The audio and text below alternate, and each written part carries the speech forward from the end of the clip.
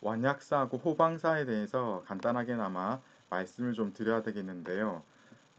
완약사는 약간 여성적인 느낌이죠. 그죠?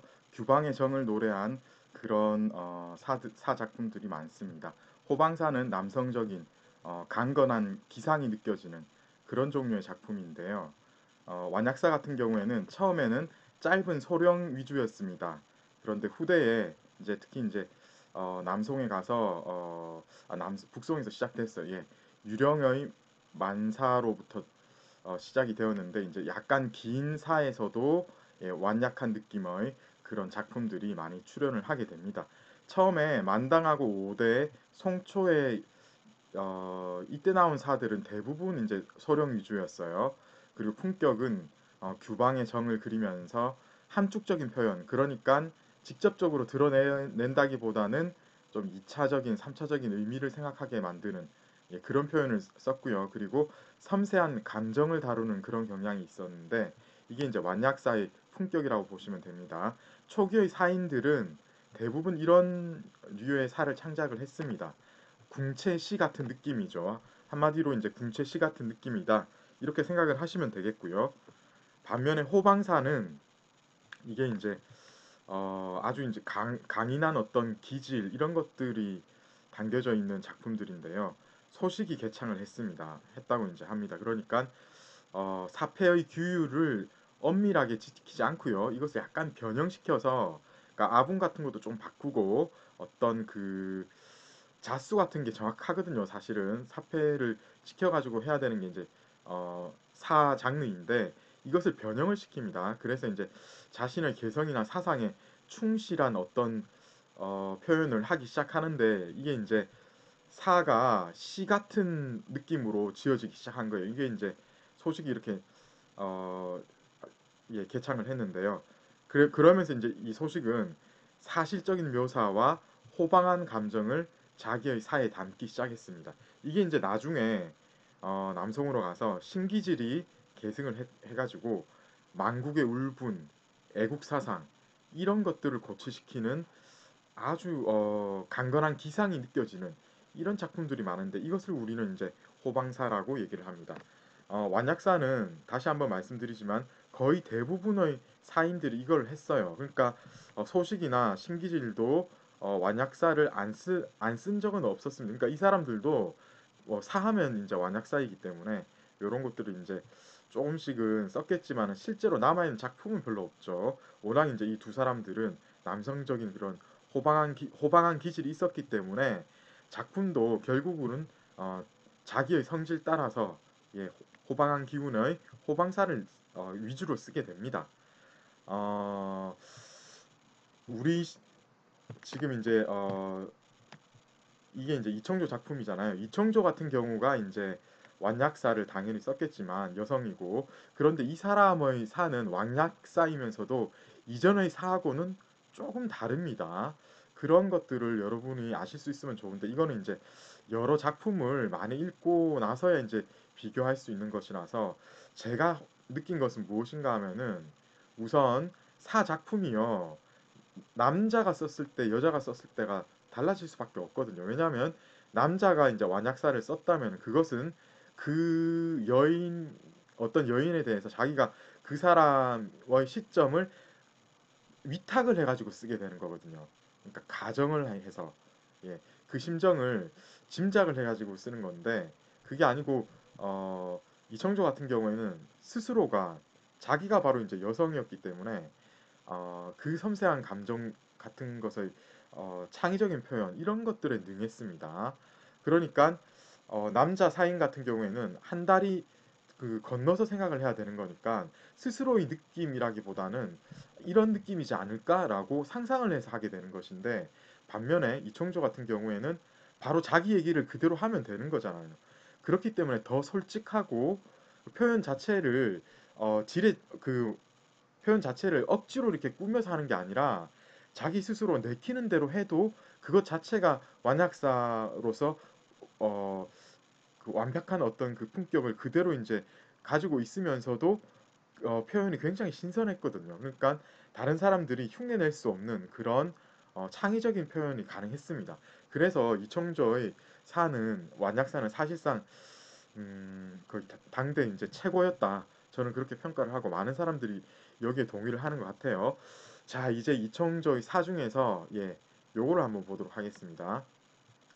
이제 다시 한번 말씀드리지만은 특히 이제 완약사 같은 경우에는 사패를 그대로 따랐습니다. 그래서 이게 지금 보면은 글자 수 같은 거에 굉장히 예민하게 이렇게 딱딱 지켜서 쓰게 돼 있거든요. 장단구로 변화했는데 어떻게 보면 그런 장점을 살리지 못하는 안타까움은 좀 있어요. 문인들이 문인사를 처음에 창작을 할 때는 근체 시의 어떤 속박에서 벗어나고 싶어서 했는데 의외로 이게 또 그 사 나름의 사패에 고정되는 약간 좀 안 되는 안 좋은 그런 패습은 또 있었다. 이렇게 보면 되겠습니다. 자, 여기 보시면은 이거 한번 나왔습니다. 두 번째 나온 건데 연뿔이죠. 연근. 요거 두 번째 나오는 겁니다. 그다음 요거 한번 보세요. 이게 이제 돗자리입니다. 돗자리. 그죠? 띠엔. 아마 처음 나오는 것 같은데요. 그죠? 이거 봐주셔야 되겠고, 이거는 여러분 아셔야 되는데요. 당연히 아셔야 돼요. 이거는 기러기고 이엔입니다.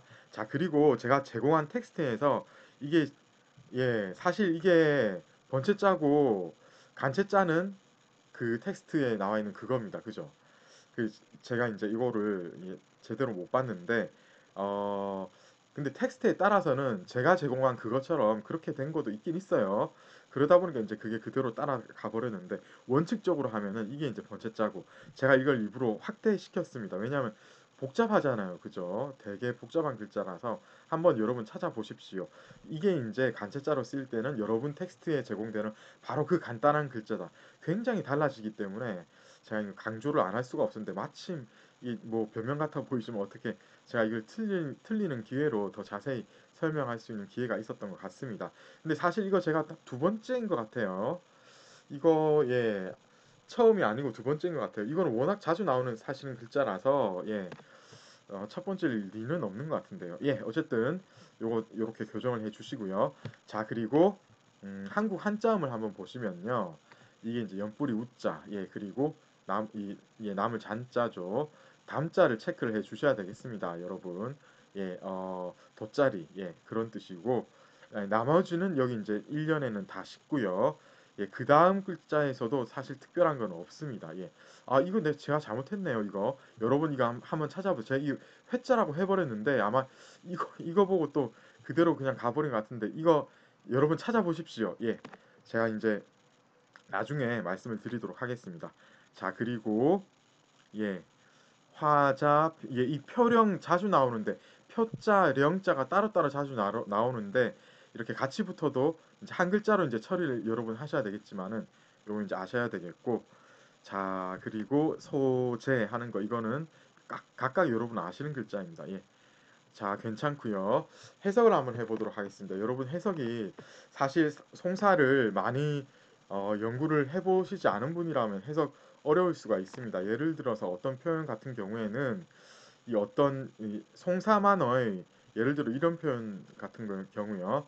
어, 약간 그 진부한 표현일 수 있는데 처음 만나게 된다면은 제대로 해석해내기가 만만치 않을 수도 있거든요.